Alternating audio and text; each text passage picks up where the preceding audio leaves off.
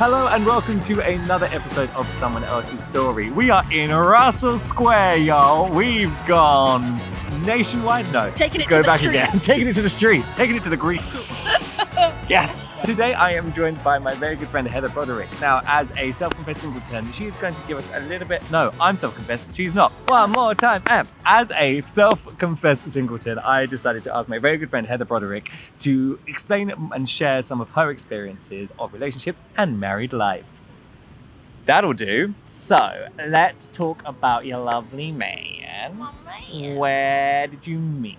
So, Hi, Andy, by the way, you don't know this is happening. Sorry! lols. At some point, Sam's going to get his own material and not just use our love life. So, I realised that I was really good at online shopping. Like, it's a bit of a skill. If only there was a job where I could just buy stuff online.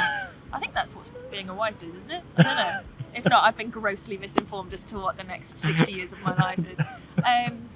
Yeah, he's never going to give me his credit card details again.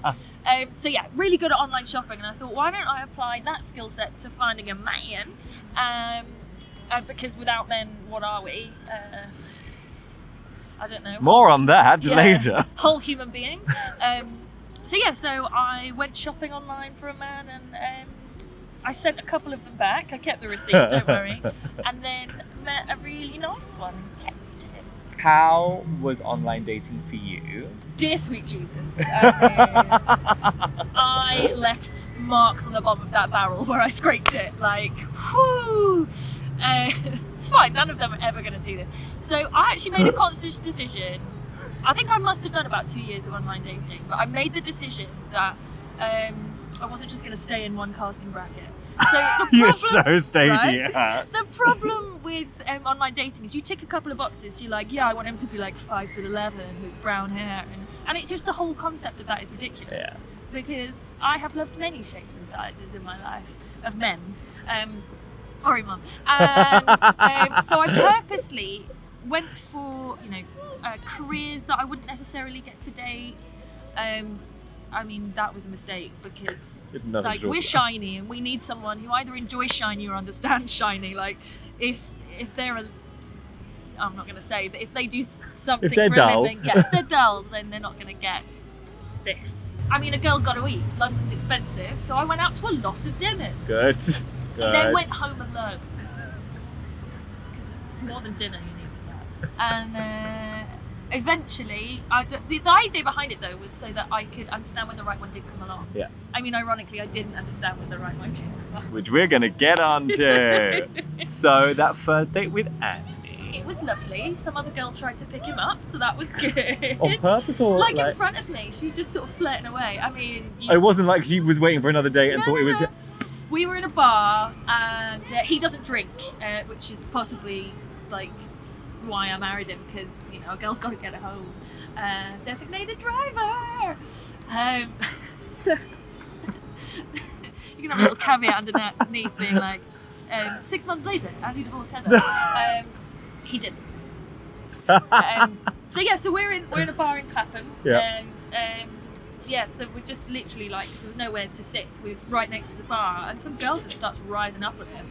And I think it's like a territorial thing, so I was a little bit like, all right, okay. Other people find him attractive. And start weeing around him, like back up. Basically. I also did because there wasn't much room where we were, so I went to the loo, but made sure that I had to squeeze past him, because you don't always know what's underneath. And I was like, so I don't know if he knows I did that. He does now! Oh no! So some other girl tried to pick him up, and that made me get my elbows out.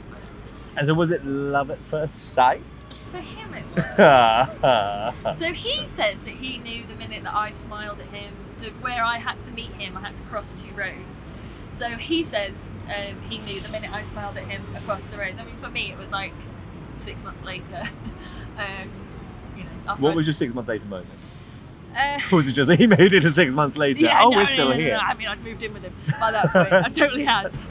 So for me, the minute I knew he was the man for me, because I thought he was too nice, which he found ridiculous. So I had at one point sat on a park bench been like, oh, I'm not sure this is going to work. I think you're too nice for me. which I'm sure his friends would find ridiculous. And now that we know Andy, the whole concept of that is ridiculous. Oh, he's still... He is still lovely, but there is a backbone in there, Yeah. so that's nice. So we had decided to go shopping one Saturday. He needed a suit for a wedding that we were going to. I didn't realise this was the moment, but I'm so happy it is. That is the moment. This is the moment. And I don't know if you've ever been to a Westfields on a Saturday. Yeah, it's awful. It's death. Just don't do it. Just take a day off work and go during the week. It's just not worth it. And I suffer from a couple of issues, if you haven't picked that up already. So I suffer from anxiety, especially in crowds. I find it a little overwhelming, and I go on like a scale of angry to bitch to max murderer to meltdown. So I'm moving up my scale of craziness. Rapidly, surely. Vibrating, I think, physically at one point in the rage of people just walking at me. And Mr. Pope decides to put me into time out.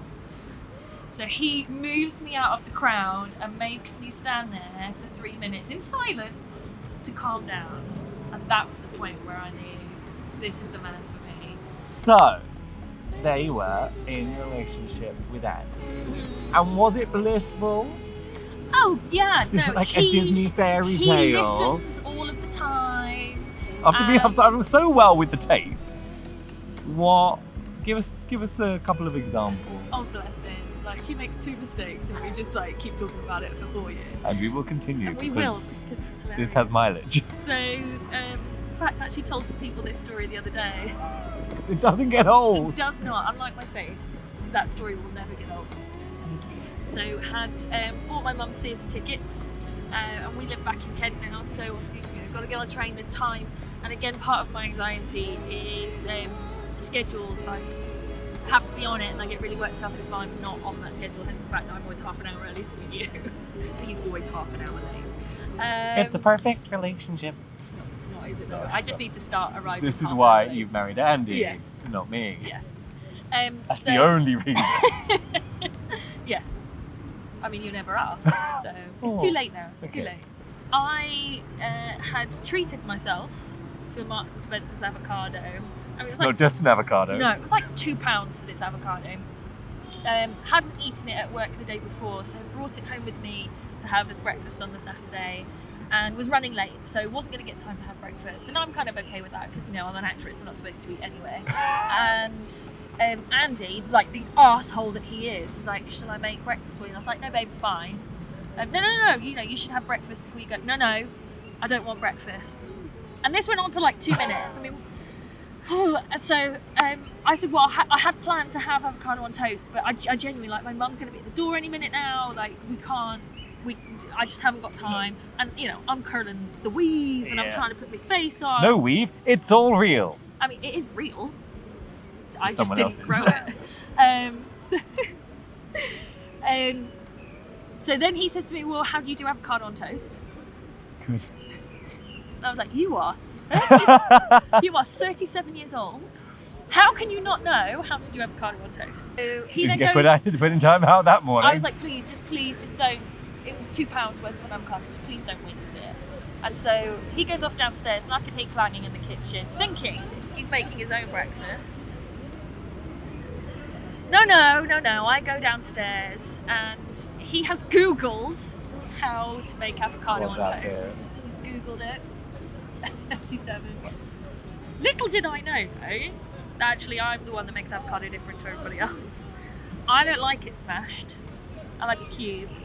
I don't really like the texture. Although I'll eat guacamole, I don't really like the texture of smashed avocado. It's a bit like snot. So I never gonna have it again now. He has smashed the avocado, and I just lose my shit. And then the front doorbell goes. And he goes to open it because I'm in a rage. He opens the door to my mum and goes, "Hi Anne, today's argument is sponsored by avocados." And I'm literally stood behind him. So that's the story about Andy lost a testicle. And there has an avocado pip Oh my there god, instead. I could have flipped a table. So in the build up to the wedding, as most brides do, you do, regardless of kind of how okay you are with your weight, you still feel like you should do something. I don't know, because everybody else is. Because it's the done thing. Yeah, and had restricted myself to a 1,500 calorie diet, which is basically just your 3 meals a day. You just cut the crap out. Spoiler alert. Don't eat crap and move more. I mean, who knows? You'll lose weight. What? Who knew? So I have been hangry for the first 2 weeks of 2018. We are 2 weeks in, as I say, and Andy, again, like the arsehole he is, he's not learned.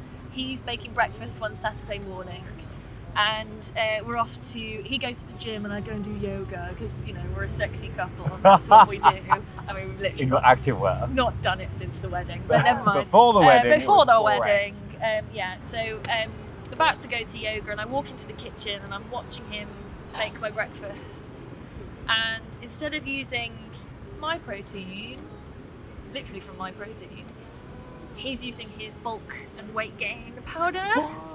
And little did I know, but for 2 weeks I've been on 2,000 calories because of this double scoop in my morning shake.